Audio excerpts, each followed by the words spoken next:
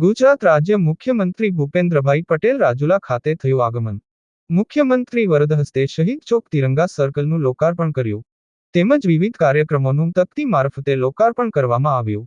ધારાસભ્ય હીરાભાઈ સોલંકી દ્વારા મોમેન્ટો આપી મુખ્યમંત્રીનું સ્વાગત કર્યું. ભાજપના આગેવાનો, અગ્રણીઓ તેમજ અધિકારીઓ, વેપારીઓ દ્વારા પુષ્પગુચ્છ આપી સ્વાગત કરવામાં આવ્યું.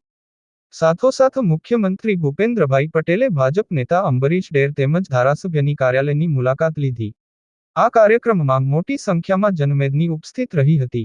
આ સાથે નાયબ મુખ્ય દંડક કૌશિક વેકરિયા, ધારાસભ્ય હીરા સોલંકી, ભાજપ નેતા અંબરીશ ડેર, કલેક્ટર ડીડીઓ, પ્રાંત અધિકારી તેમજ વહીવટ તંત્ર ખડેપગે રહ્યું. મુખ્યમંત્રીના આગમનને લઈ પોલીસ સ્ટાફ દ્વારા ચુસ્તપણે બંદોબસ્ત ગોઠવાયો. મુખ્યમંત્રી રાજુલાથી સમૂહખેતી ગામે ભોજન લઈ ધારી ખાતે જવા રવાના થયા. રિપોર્ટર મહેશ બારૈયા, અમરેલી.